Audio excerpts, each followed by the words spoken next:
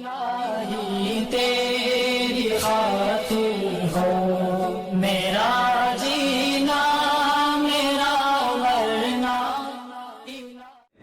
Great اسرائیل کے نام سے ایک بہت بڑی ریاست قائم کرنا چاہتا ہے جس میں مکہ اور مدینہ بھی ہے. اسرائیل نے جو نقشہ بنایا ہے اس میں مکہ اور مدینہ بھی شامل ہے. اور اسرائیل اگر سعودی عرب پہ یا مکہ پہ قبضہ کرنا چاہتا ہے تو اسے 1 ہفتہ لگے گا اس کے ٹینکوں کو مکہ پہنچنے میں. اور آپ کو معلوم ہے کہ عربوں میں اس کا مقابلہ کرنے کا دم، شکر ہے آپ لوگ بولے کچھ، عربوں میں اس کا مقابلہ کرنے کا دم نہیں، کسی چیز کا بھی دم نہیں ہے، ان کا مقابلہ تو دور کی بات. یہ پاکستان آرمی ہے جس کی وجہ سے اب تک سعودی عرب اور مکہ اسرائیل کے شر سے بچا ہوا ہے. اور اس وقت پاکستان آرمی کئی اسلامی ملکوں کی افواج کو ٹریننگ دے رہی ہے جس میں سعودی عرب سر فہرست ہے. تو یہ ہمارے ملک کے لیے ایک بہت فخر کی بات ہے کہ ہم حرمین کے محافظ ہیں. پاکستان آرمی اسلامی ملکوں میں اس وقت دوسرے نمبر پہ سب سے زیادہ پاورفل آرمی ہے ترکی کے بعد. افرادی قوت کے لحاظ سے ترکی سے بھی آگے ہے، لیکن اسلحے کے لحاظ سے ترکی سے دوسرے نمبر پر ہے. لیکن ایٹمی پاور ہونے کے لحاظ سے آپ کو معلوم ہے کہ کوئی دوسری اسلامی ریاست اس وقت ایٹم بم نہیں رکھتی. اور ایٹم بم کی ویلیو کا آپ اس سے اندازہ لگائیں کہ اگر آپ کے پاس کچھ بھی نہ ہو، صرف بم ہو، تو یہ بھی آپ کے دفاع کے لیے کافی ہے. کوئی آئے آپ پہ حملہ کرنے کے لیے اور کلاشنکوف اس کے ہاتھ میں ہو اور آپ کے پاس بم ہو اور وہ آپ کے قریب، ایٹم بم ایک ایسی چیز ہے کہ ساری دنیا کو پتا ہے کہ جب کوئی مر رہا ہوتا ہے نا تو وہ کہتا ہے جب مرنا ہی ہے تو پھر مار کے مرو. آپ اگر ایک کمزور سی بلی پہ بھی حملہ کریں گے نا، اس کو بھاگنے کا راستہ نہیں چھوڑیں گے تو وہ بھی حملہ کرتی ہے. تو یہ ساری دنیا ایک اصول جانتی ہے کہ کوئی کمزور سے کمزور شخص بھی اگر آپ اس کے پاس اس کو زندہ رہنے کا آپشن ہی نہیں دیں گے تو پھر وہ یہ سوچے گا کہ جب میں نے مرنا ہی ہے تو مار کے کیوں نہ مروں میں. تو یہ جس ملک کے پاس ایٹم بم ہوتا ہے، جو ملک ایٹمی طاقت ہوتا ہے، اس ملک کے بارے میں ساری دنیا جانتی ہے کہ اس کو ختم نہیں کیا جا سکتا، اس کو کمزور کرنے کی کوشش کی جا سکتی ہے. اس کو جس دن اس کو ختم کرنے کی کوشش کی تو یہ مار کے مریں گے، تو یہ بموں سے کھیلنا شروع کر دیں گے. تو یہ ہمارے لیے بہت پازیٹیو چیز ہے. اور الحمدللہ پاکستان نے، ہم بہت سارے اپنے شعبوں کو دیکھتے ہیں اور مایوس رہتے ہیں کہ یار کوئی بھی ہمارا، تو آپ کو معلوم ہے کہ پاکستان میں کوئی بھی ایسا ادارہ نہیں ہے جو صحیح طرح سے کام کر رہا ہو. لیکن الحمدللہ ہم عسکری لحاظ سے اپنے پاؤں پہ کھڑے ہو چکے ہیں. پاکستان نے جو GF طیارہ بنایا ہے وہ پاکستان کی اپنی پروڈکٹ ہے. اور جو گن ہے ابھی جو اسرائیل کے پاس، میرے ذہن سے اس کا نام نکل، شارٹ گن شاید اس کو کہتے ہیں. وہ گن کیا کرتی ہے کہ جیسے آپ کا ہدف اگر گلی کے اس پار ہے، یعنی آپ کو اپنا دشمن نظر نہیں آ رہا، تو اس کی جو یعنی آپ اس یعنی 90 کے اینگل سے بھی اس پہ آپ نشانہ لے سکتے ہیں. یہ اسرائیل کے بعد پاکستان آرمی کے پاس، اور یہ خود بنائی ہے. یہ بنی کیسے، یہ ایک لمبی کہانی ہے کہ یہ پاکستان کے پاس ایسی ٹیکنالوجی آئی کہاں سے. یہ ساری اسمگلنگ ہو رہی ہے پڑوسی ملک سے. امریکہ آیا نا افغانستان میں تو وہ رہنے کے لیے آیا تھا، لیکن وہاں وہ بیچارہ اس کی سمجھ میں نہیں آ رہا کہ میں کتنا عرصہ مزید گزاروں اور کب تک میں نے یہاں رہنا ہے اور کیا کرنا ہے. وہ ان کے روزانہ ان کی پالیسیاں چینج ہو رہی ہیں. کہ ابھی ڈونلڈ ٹرمپ کا بیان آیا کہ قطر مذاکرات کامیاب ہو ناکام ہو بھاڑ میں جائے قطر مذاکرات، ہم نے اپنی فوج یہاں سے نکال لی ہے. تو یہ عسکری لحاظ سے الحمدللہ ہم بہت پاورفل ہو چکے ہیں. اور اسلام سے ہمارا رشتہ کتنا گہرا ہے، یہ میرے پاس ٹائم بہت کم ہے تو میں اس لیے بہت ہی ان شارٹ آپ کو میں یعنی اپنا پیغام پہنچانے کی کوشش کر رہا ہوں. تو اب سوچئے کہ اس ملک کے لیے ہم کیا کر سکتے ہیں. میں 2 حدیثیں آپ کے سامنے پیش کروں گا. میرے پاس ایک ڈاکٹر کا سوال آیا تھا ایک دفعہ کہ اسلام میں میڈیکل سائنس کی کیا اہمیت ہے. رسول اللہ صلی اللہ علیہ وسلم کی کوئی حدیث جس میں آپ نے لوگوں کو ڈاکٹر بننے کی ترغیب دی ہو. میں نے کہا بھائی رسول اللہ صلی اللہ علیہ وسلم کی حدیث اور قرآن مجید کی آیت، من قتل نفسا بغیر نفس او فساد فی الارض فکأنما قتل الناس جميعا ومن احیاها فکأنما احیا الناس جميعا. قرآن مجید میں اللہ تعالیٰ کا ارشاد ہے کہ جس نے کسی انسانی جان کو ہلاک کیا تو ایسے جیسے ساری انسانیت کو ہلاک کیا، اور کسی ایک انسان کی جان بچائی تو ایسے جیسے ساری انسانیت کی جان بچائی اس نے. تو ایک ڈاکٹر اگر ڈاکٹر بن کے ہزاروں لوگوں کی جان بچاتا ہے تو کیا وہ اس آیت کا مصداق نہیں ہو سکتا؟ کیا وہ اس کی فضیلت میں داخل نہیں ہوگا؟ زرعی یونیورسٹیوں میں جو ہمارے طلبہ پڑھ رہے ہیں، رسول اللہ صلی اللہ علیہ وسلم نے ارشاد فرمایا، صحیح مسلم کی حدیث ہے، کہ جس نے ایک درخت لگایا اور اس کا انتقال ہو گیا، مر گیا وہ، تو جب تک چرند پرند اس درخت سے کھاتے رہیں گے، آپ صلی اللہ علیہ وسلم نے فرمایا قبر میں اس کو ثواب ملتا رہے گا. ایک درخت کا یہ ہے. تو آپ اگر ملک کی پیداوار بڑھا کر انسانوں کی خوراک کا ذریعہ بنتے ہیں تو آپ سوچئے کہ کتنے بڑے اجر کے آپ مستحق ہوں گے. میں 2 حدیثیں سناتا ہوں اور پھر اپنی بات کو ختم کرتا ہوں. اس سے جو میسج میں دینا چاہ رہا ہوں نا وہ آپ تک انشاءاللہ میں پہنچا سکوں گا. دیکھیے ایک صحابی درخت لگا رہے ہیں، حضرت ابو ہریرہ رضی اللہ تعالی عنہ.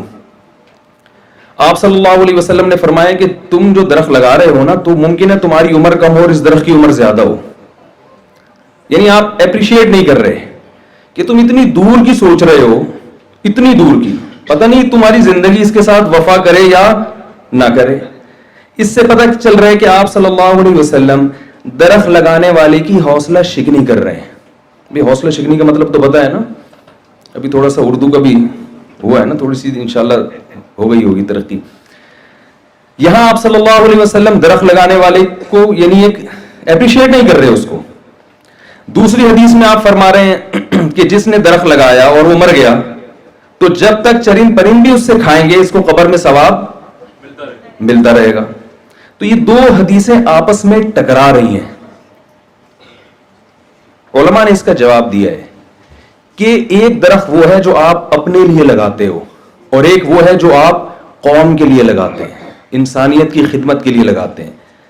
ہمیں جو ترقی کرنی ہے اپنے پیٹ کے لیے نہیں کرنی. اس ترقی کی اسلام حوصلہ افزائی نہیں کرتا. ہمیں ترقی کرنی ہے آئندہ آنے والی نسلوں کے لیے.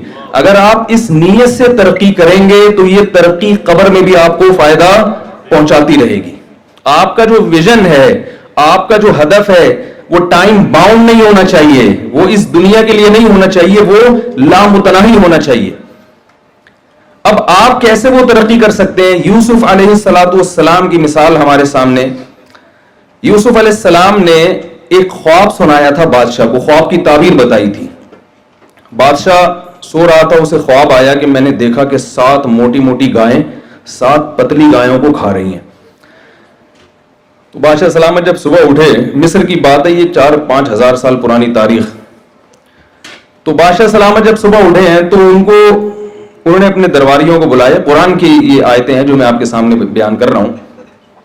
بادشاہ نے کہا انی ارا 7 بقرات سمان یاکلہن 7 عجاف و7 سنبلات خضر واخر یابسات یا ایھا الملأ افتونی فی رؤیای ان کنتم للرؤیا تعبرون. میں نے دیکھا 7 گندم کے تر و تازہ خوشے، وہ 7 خوشوں کو کھا رہے ہیں اور موٹی موٹی گائیں کھا رہی ہیں پتلی پتلی گایوں. تو اس نے اپنے سارے وہ اجلاس بلایا اور کہا کہ مجھے اس خواب کی تعبیر بتاؤ. وہ بیچارے سر جوڑ کے بیٹھ گئے کہ موٹی گائیں پتلی گائیں یہ کچھ سمجھ میں آنے والی چیز نہیں ہے. جب کسی انسان کو کوئی چیز نہیں آتی نا تو وہ سوال پوچھنے والے ہی کا مذاق اڑانا شروع کر دیتا ہے. تو انہوں نے کہا اضغاث احلام، بادشاہ سلامت یہ کچھ پراگندہ خیالات ہیں، اصل میں آپ سارا دن حکومتی کاموں میں مصروف رہتے ہیں، بغاوت کے خطرے، تو وہ مختلف منتشر خیالات خواب بن کے آپ کے سامنے آ گئے، موٹی گائیں پتلی گائیں یہ سب چیزیں، کوئی مطلب نہیں ہے اس کا. اچھا خواب ہوتا تو ہم تعبیر بتاتے. یوسف علیہ السلام کو بتایا گیا، یوسف علیہ السلام نے خواب کی تعبیر بتائی کہ عن قریب ملک میں قحط پڑنے والا ہے، 7 سال شدید قحط رہے گا اور وہ پورے ملک کی معیشت کی ایسی کی، شکر ہے آپ لوگ بولے، ایسی کی تیسی کر دے گا، بیڑا غرق ہونے والا ہے. لہذا ابھی سے اگلے 7 سالوں کے لیے گندم کو اسٹور کرنا شروع کر دیں. پوری دنیا میں قحط پڑے گا، پوری دنیا یہاں آئے گی لینے کے لیے، تو آپ نے اسٹاک کرنا ہے اپنے لیے بھی اور دنیا کے لیے بھی. اس کا فائدہ یہ ہوگا کہ آپ فروخت کریں گے تو آپ کی معیشت اور مضبوط ہوگی. بادشاہ نے بلایا، بڑا خوش ہوا بادشاہ کہ یار یہ تو ہمیں بڑی تباہی سے بچایا. تو بادشاہ نے کہا کہ آپ مانگیے، کیا مانگتے ہیں. یہ بہت اہم پوائنٹ ہے جو میں آپ سے ذکر کر رہا ہوں، بس یہ تھوڑی دیر آپ توجہ کے ساتھ سنیے. بادشاہ نے کہا کہ آپ کو کیا چاہیے؟ ظاہر ایک صحیح خواب بتایا نا کہ آپ مانگے، کیا مانگتے ہیں؟ اب آپ بتائیے، میں اور آپ ہوتے تو ہم اپنے ویژن کو سامنے نہ رکھتے، ہم اپنے پیٹ کو سامنے رکھتے. ہم کہتے بادشاہ سلامت، میں بہت بڑا بزرگ ہوں، میں نے آپ کو صحیح تعبیر بتا دی، کوئی بھی نہیں بتا رہا تھا، تو 20 بکرے آپ میرے لیے کاٹتے ہیں. ایسا ہی ہوتا نا، جو روحانی عامل ٹوپی ڈرامے بیٹھے ہیں یہی کرتے ہیں نا، اتنے بکرے کٹوا دیے، اتنے مرغے کٹوا دیے. یا ہم یہ کہتے ہیں کہ بحریہ ٹاؤن میں ایک پلاٹ دلواتے ہیں آپ، یہ ایک پورا بحریہ ٹاؤن ہی بنوا دیں میرے لیے الگ سے. جب بادشاہ ہے تو پھر ایک پلاٹ سے کیا ہوتا ہے؟ یہ ہے ہماری سوچ، جس کی وجہ سے ہمارا ملک تباہی کی طرف جا رہا ہے. یوسف علیہ الصلوۃ والسلام نے فرمایا اجعلنی علی خزائن الارض، مجھے وزیر خزانہ بنا دیں. بہت مشکل ہے سمجھانا. رضا بھائی پولیس تو نہیں بلوانی پڑے گی نا سمجھانے کے لیے. کیا فرمایا؟ مجھے وزیر خزانہ. دیکھیں یہ بھی نہیں کہہ رہے مجھے کچھ نہیں چاہیے، مجھے ایک مسجد بنا کے دے دو، وہاں میں امامت کروں اور اپنے نماز روزہ پڑھوں، ایک عبادت، میں تو پیغمبر ہوں، مجھے کیا وزیر خزانہ سے اور یہ سب چیزیں مجھے نہیں چاہیے. نہ نہ نہ، موقع، ترقی کا موقع ہاتھ سے جانے نہیں دے رہے، وزارت چاہیے. اور آگے فرمایا کیوں؟ پہلے یہ میں بتا دوں کیوں وزارت چاہیے. اس لیے کہ یوسف علیہ السلام یہ بات جانتے تھے کہ اس ملک میں کچھ وقت کے بعد جتنی ویلیو وزیر خزانہ کی ہوگی اتنی ویلیو کسی اور کی، یار بول تو لیا کریں، نہیں ہوگی. مجھے تاکہ مجھے پتہ چلے نا کہ آپ لوگ میرے ساتھ ہیں. وہ یہ جانتے تھے کہ کچھ وقت کے بعد جتنی ویلیو وزیر خزانہ کی ہوگی اتنی ویلیو کسی اور کی نہیں ہوگی. بھائی جب ملک کی معیشت تباہ ہوتی ہے تو سب سے زیادہ ویلیو کس کی بڑھتی ہے؟ جو ماہر معیشت ہے نا، کہ یار یہ کیسے کنٹرول کرے گا. یوسف علیہ السلام جانتے تھے کہ جب لوگ میرے محتاج ہوں گے تو پالیسی کس کی ہوگی، کس کی چلے گی؟ بھائی جس کے لوگ محتاج ہوتے ہیں پالیسی ہمیشہ اس کی چلتی ہے. تو جو میں کہوں گا پھر وہ ہوگا. اور وہ جانتے تھے کہ میں اچھا کہوں گا، میں ملک کے لیے برا، میں انسانیت کے لیے، ملک کے لیے برا نہیں سوچوں گا. یوسف علیہ الصلوۃ والسلام نے وزارت مانگی ہے اور اس کی دلیل یہ دی انی حفیظ علیم. وزیر خزانہ میں 2 صفات کا ہونا ضروری ہے جو آج کل ہمارے وزراء میں نہیں ہوتی. نمبر 1 حفاظت کرنا جانتا ہو، ملک کی جو بیت المال ہے نا اس کی حفاظت کرنا جانتا ہو، خائن نہ ہو. نمبر 2 علیم، اکنامکس کا ماہر ہو، علم جانتا ہو یہ کہ کتنا اسٹور کرنا ہے اور کتنا تقسیم کرنا ہے، یعنی اس کو ڈیوائڈ کیسے کیا جائے گا، اس میں معیشت میں توازن کیسے پیدا ہوگا. یہ علم اللہ نے یوسف علیہ السلام کو معجزاتی طور پر عطا کیا تھا. اس سے ہمیں پتہ چلتا ہے کہ پیغمبر وزارت چاہتے بھی ہیں اور علم کی اہمیت بھی بیان کر رہے ہیں کہ اکنامکس کے علم کی شریعت میں بہت زیادہ اہمیت ہے. اتنی اہمیت کہ اللہ نے پیغمبر کو معجزے کے طور پر کون سا علم عطا کیا ہے؟ اکنامکس کا علم، تاکہ وہ ملک کے خزانے اپنے ہاتھ میں لیں اور اس کو پھر صحیح طرح سے ڈیوائڈ کر سکیں. اور یہ چیز بالآخر یوسف علیہ السلام کے بادشاہ بننے کا سبب اور ذریعہ بنی ہے. تو اس میں ہمیں یہ سبق ملتا ہے کہ پیغمبروں کا نہ ہمیں اسلام ترقی سے روکتا ہے، نہ ہمیں اسلام ایجوکیشن سے روکتا ہے.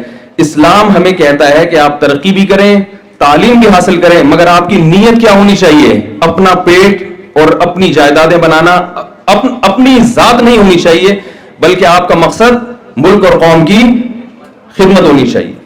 اس خدمت کے تحت آپ پیسے بھی کما لیں، اس میں کوئی حرج نہیں ہے. یوسف علیہ السلام جب بادشاہ بنے تو لائف اسٹائل بھی تو چینج ہوا ہوگا نا ان کا، ظاہر ہے بادشاہوں والا ان کا لائف اسٹائل ہو گیا، اس سے منع نہیں کیا ہمیں. لیکن حضرت یوسف علیہ السلام نے مصر کی حکومت اپنے ہاتھ میں لے کے ہمیں یہ بتایا ہے کہ ہمیں ان تمام تر عہدوں پر پہنچنا پڑے گا جن عہدوں کے پر کو حاصل کرنے کے بعد ملک کی تقدیریں اور ملک کی باغ ڈور ہمارے ہاتھ میں ہوگی اور پھر ہم ملک کو صحیح طرح سے چلائیں گے.